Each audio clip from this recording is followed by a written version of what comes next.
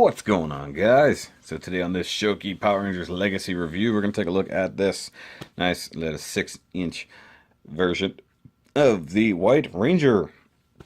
And it is out of the Legacy Collection. And of course, you guys are probably thinking, wait, didn't he say he wasn't going to buy any more Legacy Collection? And yeah, but it's the White Ranger, man. It's Tommy. Can't not. And yeah, it's got this guy at a Walgreens because it's essentially where they're available now. Toys R Us seem to just not care anymore. So here we got Saban's Power Rangers logo there. You got exclusive accessory. That's that. You have an image of Tommy right here, looking awesome because of course there is only one White Ranger. And you got Mighty Morphin Power Rangers here, and limited edition. Come over here, and you just see through there. You see Saba, Plastic Prison.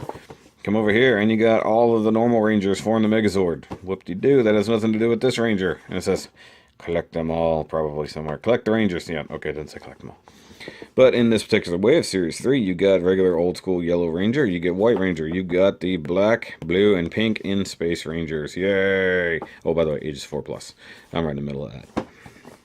And come over here, and there's a whole lot of nothing. And he has kind of a goldish lightning going on. So, let's go ahead and get him out here and see if he's as messed up as some of the other ones are. Because I have a feeling, just by looking at this knee... Damn it, Bandai. Alright. And here we have the White Ranger out here, looking very pristine. Very white. And of course he is the Ranger of the Tiger Zord. And the Falcon Zord. At least over here. So, looking pretty snazzy and all white, and this not really gold, but better than we got with the Gold Ranger look. So, I mean, it's that kind of crappy gold plastic, but it's not the Velveeta cheese color that we got before, and you've got it basically on everything. So, anything that's actually made of a separate plastic definitely got that gold finish. But if it actually was on part of something else, like the helmet here, you actually got some decent gold paint. Same thing right here on these armbands. So, even back then, they were sort of skimping, but it doesn't look as bad. It is actually a form of gold. Now, is it perfectly shiny and awesome? No, not even in the slightest. Am I going to sit here and probably go the full Gold Ranger treatment on him? No. I think he looks actually perfectly fine the way he is. But, speaking of the Gold Ranger... let's bring him in for comparison, because of course you have Tommy here, and you have Jason there. Now actually, let me see here. They should be the same mold, essentially, so they should be essentially the same height, and yeah, pretty much the same height. Though, if I had to guess, there's a little bit of, a little bit of molding differences somewhere in there, because even at the legs, right here, he's a little different. Now, we do know that this guy has different leg setup than the rest of the Rangers because his boots don't swivel where this guy's do. So, those two look great together. Of course, the White and Gold Ranger were never in the same series, but, you kind of have the shininess going on. So, yay for that. Now, he does come with an accessory, an exclusive accessory, and it is Saba. So, the White Tiger Saber thing. And of course, Saba is awesome. You want to check out the other Legacy Saba review, I'll pop it up right here. But this actually got some good detail, whereas some of the other weapons don't. But, he's got the nice silver blade going on here. All the gold details are done right. You even got the silver and the black right through here. They excluded the power bolts because, of course, that would be dumb. And they even got the red eyes. So I'll give them credit where credit is due. They definitely painted this up. And definitely gave him gold on things. Now you can hold it about as well as any Ranger can hold their weapon. So just slide it up in the hand like so.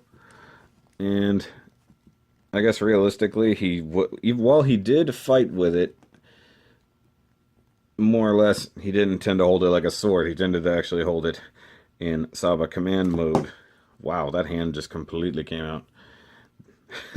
I struggled to take some of the other hands apart. This one just came apart instantly. Very soft plastic. So realistically, he has Saba more often in this mode, telling Tiger Zord what to do. And he does actually have the holster for it, and unlike the normal blaster holsters, this one has the cutout to actually insert the sword. So you can actually come in from behind here, kind of slide the blade in. Come on, get in there. Trying to snug it up in his armpit. And there we go. So, like that. I believe. I don't think it's up here on the handle, right? No, it's down here on the blade. That's right. Just like you would sheath a sword, right? So that looks pretty cool. Yeah. All right, let's go ahead and set that aside.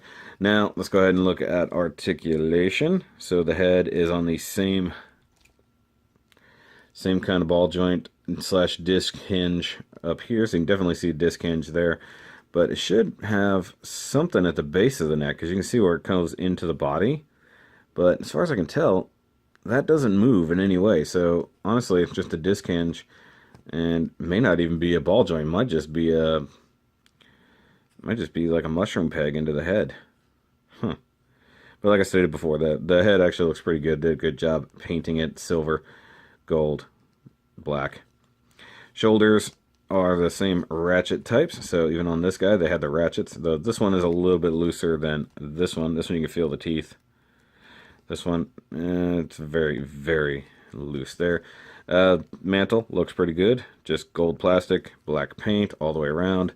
And it does probably attach the same way the Gold Ranger's does. You got bicep swivel. You got double jointed elbow. A little bit loose, but same double joints on there.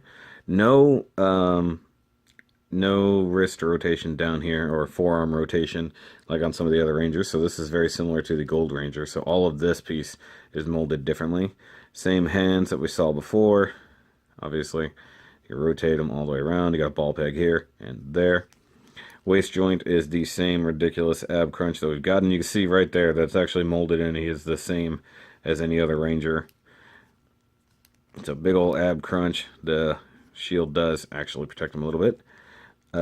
There we go. I was going to say he's got to have waist rotation. Decently molded in belt. You got the T-mounted ball joints for the hips, so you can do perfect splits. And he can go, the way it's cut out, he can't go backwards because the butt gets in the way, but he can kick forward decently, or he can kick upward decently. Wow, that foot ratchet's actually pretty good. Thigh cut out there. Very awkward sculpt as usual. Now we'll come down to the knees, and this knee is just totally trashed, just like some of the other ones have been. Just trying to fix that sculpt is ugly. But, you know, it could be worse. It definitely could be worse. The girls' legs are a bit more wonky because the guys are more robust. Now you do actually have the boot cut out like some of the earlier type. Nothing below there. A decent black paint around here on the gold plastic, and you have an actually good ratcheted foot, as I pointed out a minute ago, and you got the swivel down here.